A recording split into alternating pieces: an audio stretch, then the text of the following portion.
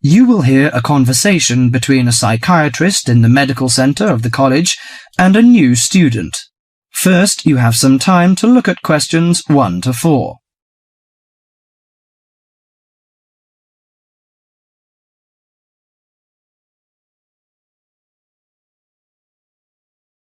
Now listen carefully to the conversation and answer questions 1 to 4. Hello, sit down, please. Thank you. Now, you are a new patient, aren't you? Yes, that's right. Okay, so I'd better get some basic details down first. Right, we'll start with your name. Martin Hansen. Do you spell that S-O-N or S-E-N? Hansen.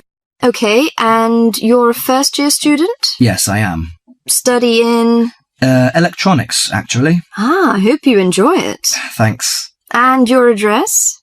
2805 Hesperian Avenue, Hayward. 2805 and Hesperian. Yes, that's Hesperian. Hayward, Hayward.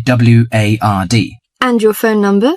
734-246-55. 734-264-55. No, you got the 6 and the 4 the wrong way round. It's 246-55. Huh? Sorry, right. And, when were you born? The 15th of June, 1986. Here in New Zealand? No, I was born in Sydney.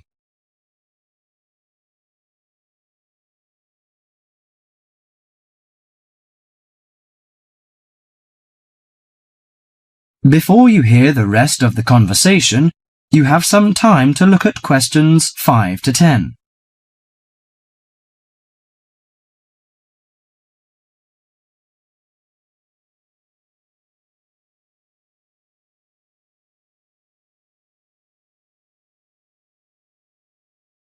Now listen to the conversation and answer questions 5 to 10. Good. So, what's your problem? Well, frankly, I wonder whether it is a problem. I get the blues, and it lasts for quite a while. I don't know how to... Yes, we all feel sad or get the blues now and again. Generally, our sadness lessens in time, and with the support of friends. However, if the depression leads to difficulty in thinking and greatly disrupts your daily routine, it can be evidence of a psychiatric problem. What do you feel exactly? I always feel sad and worthless. I find it hard to fall asleep and wake up early in the morning. How long has it lasted? Nearly half a month. Do you feel fatigue or loss of energy? Or you may have lost interest or pleasure in usual activities? Yes, sometimes. At first I thought I could overcome it by myself, but I failed. And I'm so glad that you came here. It seems that you are suffering mild depression from your symptoms. Depression? Yes, I feel depressed sometimes. But why would I... Depression may occur as a result of biochemical changes in the body. Alcohol, amphetamines, cocaine, and LSD can bring on depression. Those who have a family history of depression usually have a greater risk of depression. Sometimes the worrying changes in life can lead to depression. I see. I had a really bad breakup of a love relationship. It makes me feel hopeless. Do you think I need some treatment? Yes. Antidepressant medications are often used to treat depression, if it is serious. But I don't suggest them at first because of the side effects. I suggest psychotherapy, which can give you support and help you regain control. So do I need to come here every day? No, I will arrange counselling sessions for you, which will last 12 to 20 weeks. You come here once or twice each week. The psychotherapy is directed at helping you gain insight and understanding about events in your life, which may have contributed to your depression. With growing insight, you can often learn more effective ways of coping with your feelings and changing your behaviour. What can I do to take care of myself? Well, at first you should do some physical exercises on a regular basis, at least 3 times a week. How is your food? Do you eat well? Yes, I think so. I eat at my homestay family. Good. Find a hobby or a positive recreational activity to participate in once or twice a week. I know it's difficult for you, though. When you feel it's hard to overcome the depression, come to the counselling session. Remember, ask for help if the load is too heavy to handle. Yes, I'll try. So, when will my counselling session begin? I'm going to arrange that for you. That is the end of section 1.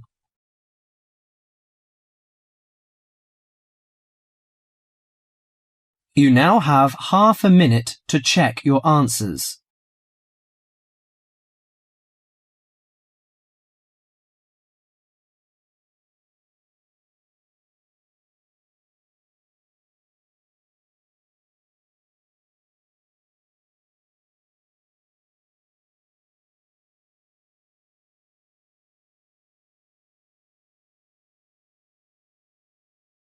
Section 2.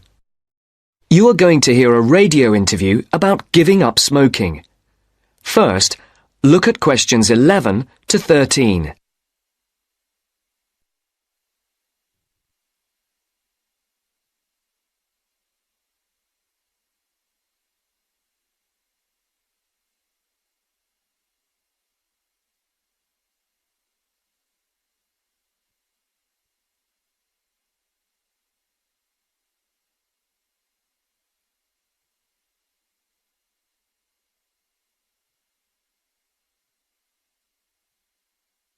As you listen to the first part of the interview, answer questions 11 to 13. For these questions, there are 4 alternatives: A, B, C, and D. Decide which alternative is the most suitable answer and circle the correct letter. And now, let's hear what Mr. Gold has to say about kicking the habit of smoking.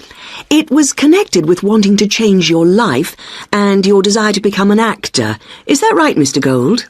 Yes. So, can you tell our listeners a bit more about how you managed to give up? Well, I enrolled on a variety of evening courses where I found I wasn't able to do the warm-up sessions. Bending down to touch my toes made me breathless.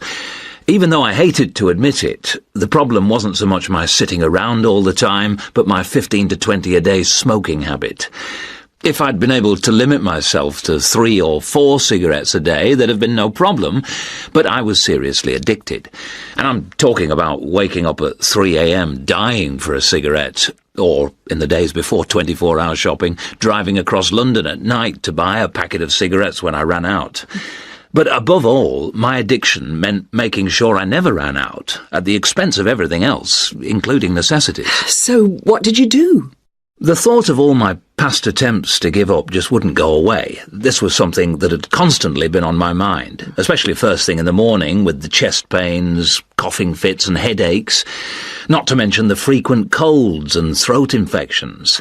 But I couldn't imagine life without smoking. I also enjoyed my life, but the thing I longed for most was to escape the trap of a job I was bored with. I knew what I wanted, and I understood something else too.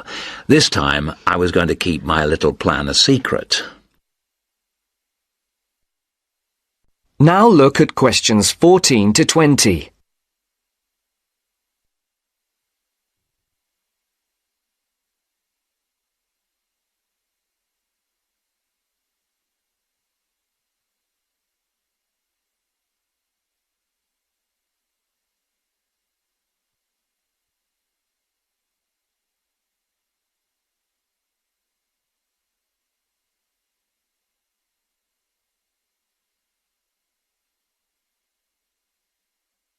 As the interview continues, complete the sentences. Write no more than 3 words for each answer. On the 1st of July, I managed to get through 24 hours without a single cigarette. The next day, I got to 48 hours. Then I aimed for 100, 500, 1,000. Easy. It was my own little private game, and I was winning it. If anyone mentioned they hadn't seen me smoking, I simply said I was cutting down. I had to be sure of success. Eventually, a month passed, and I felt safe enough to come out. I'd lost count of the number of hours I'd gone without a cigarette. All I suffered was a couple of bad headaches, and then I was set for my most healthy year ever. Not one single cold for over 12 months. I now realise that the secret of my success was to look upon this as an exciting adventure, a way of helping me to become an actor. And because nobody knew what I was up to, I never once feared the accusation of having no willpower if I failed. With the right attitude, the whole thing turned out to be a lot easier than expected. I finally did get into much better physical shape, go to drama school, and become a professional actor. Very interesting indeed. I'm sure we all wish we had Mr. Gould's determination. Well, thank you very much, Mr. Gould. And I hope our listeners will learn from the experience you and our other guests have talked to us about today, and perhaps find their own road to success. That's the end of section 2. You now have half a minute to check your answers.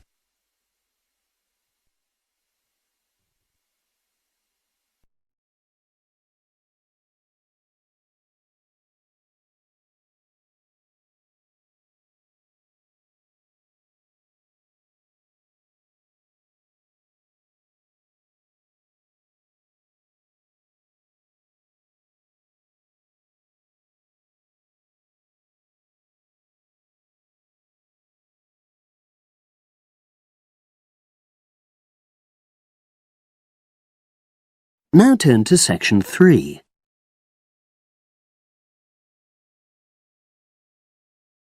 Section 3.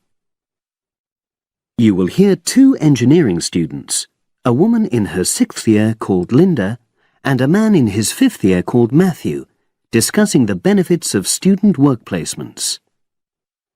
Before you listen, you have some time to look at questions 21 to 26.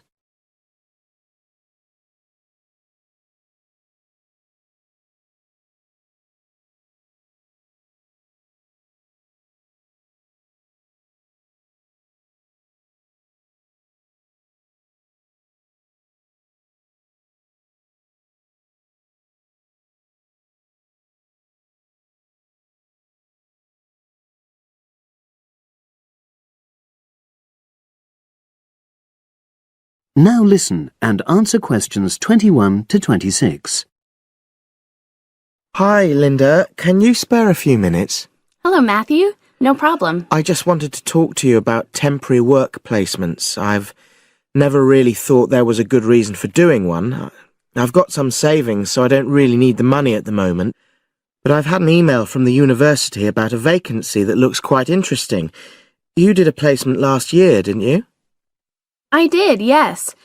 In my case, I wanted to find out if I was making the right career choice before I began applying for permanent jobs. I thought I wanted to work in car manufacturing, but I wasn't sure, so I applied to Toyota. What was the application process like? Lengthy. There were a lot of different parts to it. The dullest one was a psychometric test. You know, when you have to answer loads of questions about yourself. And you're trying to guess what's the best thing to say. Yes. Then there was an activity that we did in groups, which I found really fascinating. Engineers are renowned for being a bit unsociable, but I thought we made a great team. And we had an individual task too. We had to sort through various business documents and prioritize them. It was just like what you have to do as a student, really, just with different content. What exactly were you doing on the placement? I was helping to design some diagnostic software to identify any waste in the car assembly process. Do you mean waste of materials? No, time. Anything that can speed the process up helps to cut costs. How did the work placement compare to being a student? Was it hard work? Yes, it was. I'd had full-time work before. I've done various unskilled jobs during university holidays, and some of those involve long hours. So I thought I'd find it easy. I was wrong, though. I think when you're on placement, you're always trying to prove yourself. So you push yourself hard to succeed? Yes. But I got a lot of support from my employers. They were always helpful. And then, at the end of the placement, I was given formal feedback. Do you mean on your engineering ability? Well, no, I didn't really need that because we had team meetings every other day. And so I had the chance to discuss technical issues and ask about anything that wasn't clear.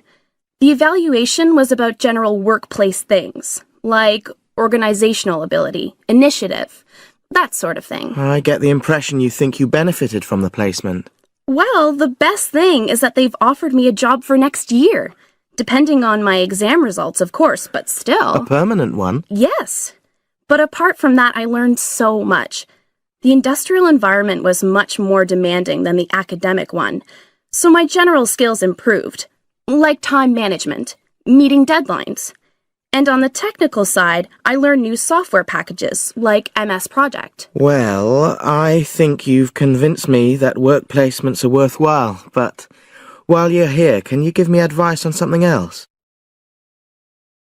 Before you hear the rest of the conversation, you have some time to look at questions 27 to 30.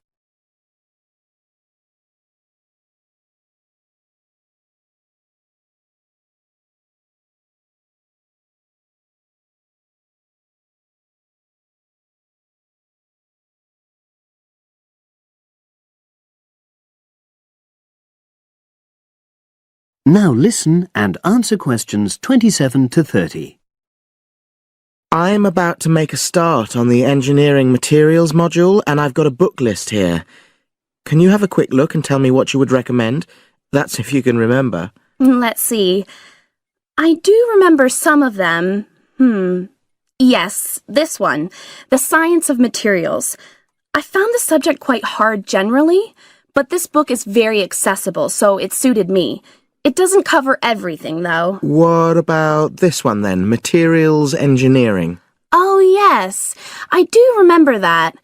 But it's a bit out of date now, isn't it? Unless it's a new edition. I don't think so. But what I liked about it were the pictures. They really helped to understand the descriptions. It's useful just from that point of view. Let's see, what else? Oh, yes, that one there, Engineering Basics.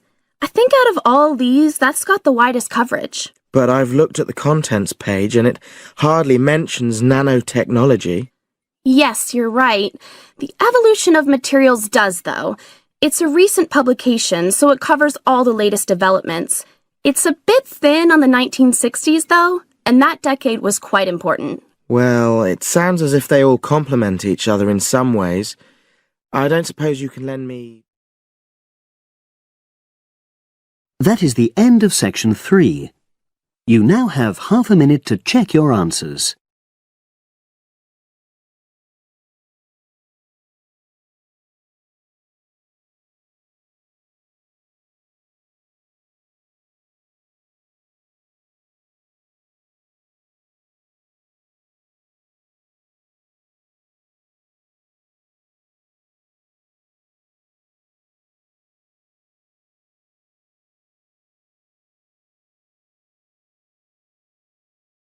Section 4. In this section, you'll hear an introduction about the tutorial courses of the physics school. First, you have some time to look at questions 31 to 40.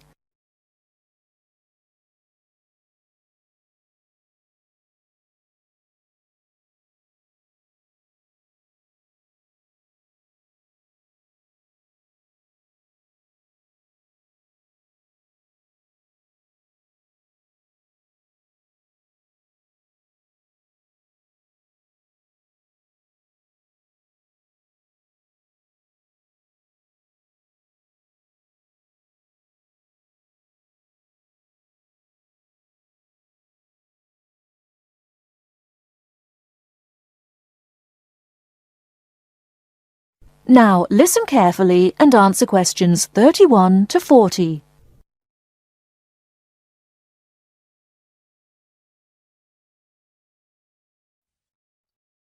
Welcome to Orientation Week. This is the Physics School session, and we'll welcome Professor Smith, the head of the school, to introduce you to the tutorial system. Welcome, Professor Smith.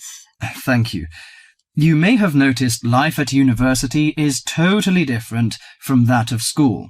For you, tutorials are an important part of the teaching program. Tutors are the primary contact between undergraduate students and the school. A tutor is the student's personal tutor as well as their academic tutor.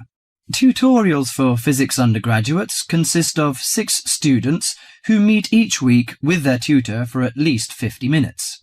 For radiographer students, tutorials will normally consist of a group of about 10 students who will meet fortnightly with their tutor for a period of at least 50 minutes.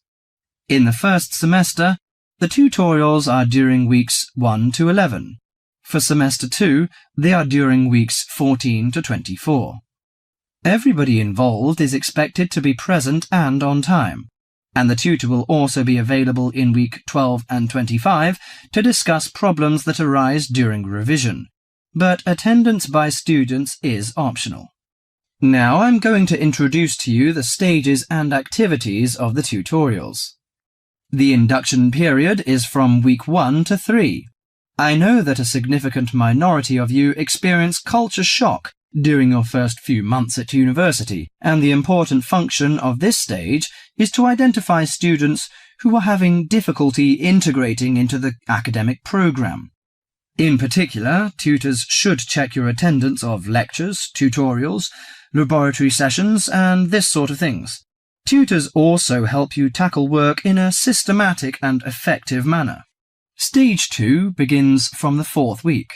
Some tutorials of this period are to be devoted to discussion or going over the students' lecture notes, but approximately 50% of tutorial time is to be devoted to coursework. You should finish the weekly homework assignments of 2 hours duration with at least 50% involving written work. At least 8 homework assignments during the year should involve answering problems set on coursework. The written work collected by the tutor should be marked within a week of handing in, and generally the assignments should be graded. The 3rd stage starts from week 8 till the 10th. During this period, math and 4 core physics programs are included. The majority of tutorial time should be devoted to work which support the lecture programs and laboratory work.